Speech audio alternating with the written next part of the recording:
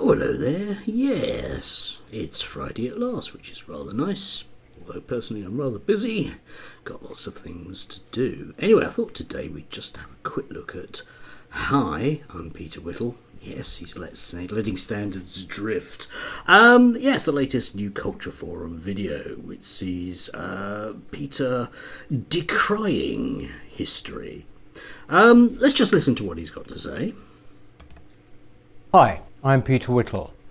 Now, you might have read this week that Cambridge University aims to show how Anglo-Saxons were not actually real, the reason being to question and dismantle the mythology surrounding British national identity.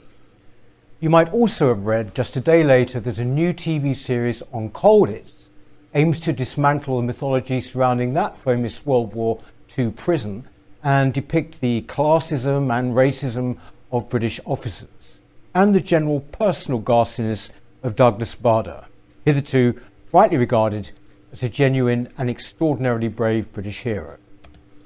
Okay, let's just unpack some of that.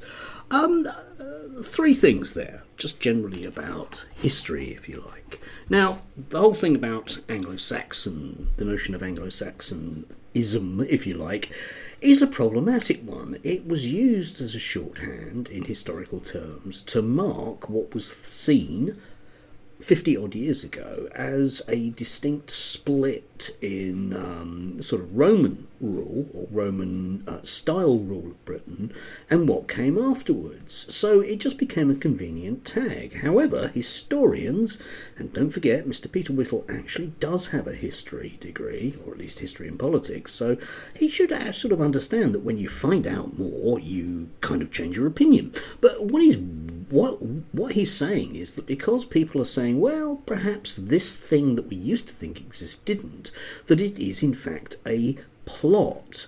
The other stuff that he mentions, well, okay, but let's just think about, for example, Douglas Bader. I mean, I don't see what the problem is. Douglas Bader undoubtedly was an incredibly brave man, and you can see why he was held up in a kind of let's make a film about him in the 1950s way as a British hero. I don't think anyone necessarily is going to dispute that. But when you actually do look at him as a rounded human being, or a real person as we might call it, then you do end up with a slightly different picture. I mean, the nicest description of him on the Wikipedia page is that he was difficult. And, you know, I mean, in terms of Colditz, Peter and I are about the same sort of age, so we both grew up in with a particular view of the notion of the Second World War and the centrality of its place.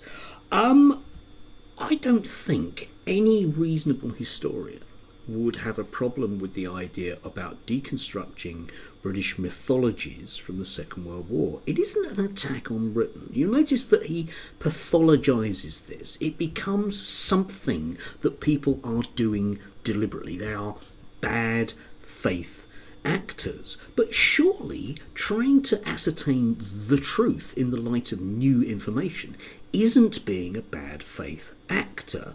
Anyway, let's carry on. We'll jump ahead a little bit about him, because I just want to sort of make a few points about where realistically I think Peter is coming from. So Peter goes on to bemoan such things as what he calls the attack on literature.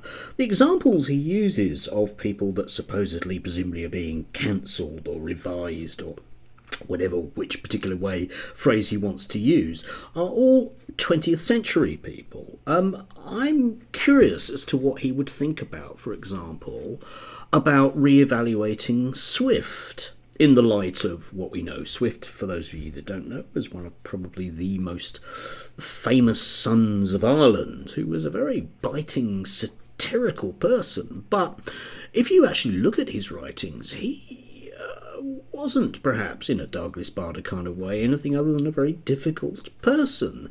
Now, do we suggest that the writings of Swift can be seen in the light of his views as a human being, which would give us a greater understanding of what he was writing about and the ideas he had? Or should we just assume that he's merely a brilliantly brilliant person and we shouldn't ever question things. It appears that Peter wants us to do that, and I don't think that you could possibly go on an English literature course whereby you don't see a social context to what's being written. Would you really look at something like Eliot's The Wasteland without juxtaposing it between the general sense of cynicism after the First World War? It becomes meaningless unless you put it into that sort of context. But according to the New Culture Forum et al., it is part of what amounts to a Marxist plot. Thinking about things becomes basically a kind of traitorous exercise. Anyway, let's just dive in for the last time. So what is the counter-revolutionary to do besides not watching the TV shows or taking the university courses? Well, first, we must remember that we are in the majority. This self-abasement is not a grassroots movement, far from it. It is being imposed on us from above. So, as the majority, we must take it upon ourselves to ensure that our children, the future generations, know about our history and its great figures. We cannot rely any longer on our educational system or our institutions to do this. It's up to us to actively teach our own children our story, because it is theirs too. And we must recognise that above all else, the survival of Britain, its history and culture, is now firmly in our own hands. Thank you. Okay, yes. Well, there you go. If you question Agatha Christie and what she did in the 1950s, then you are a traitor who will bring about Big Ben collapsing into dust. Notice the use of the word we there. It's a particular group of people, and it definitely doesn't include me, even though I have a very similar cultural background to what Peter does, but I think the wrong thing, so I'm not a we there. You notice again this notion that these concepts are being applied from above. From above. It's an interesting thing. So, in other words, by whom? By mysterious powers. Now, if you have to apply a nefarious, almost sort of anti-Semitic trope to nefarious powers coming from above, you are immediately into very, very dodgy territory, because you create a kind of magical realm where mystically powerful people are in control. It doesn't really happen.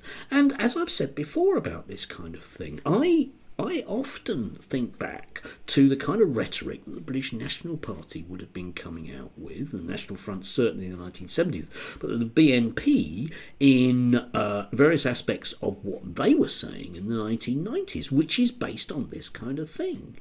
And, you know, this is merely dressed up fascism. That's all you can describe it as. To question your country means to be a traitor. Anyway, have a lovely Friday. Enjoy the sunshine. Yeah.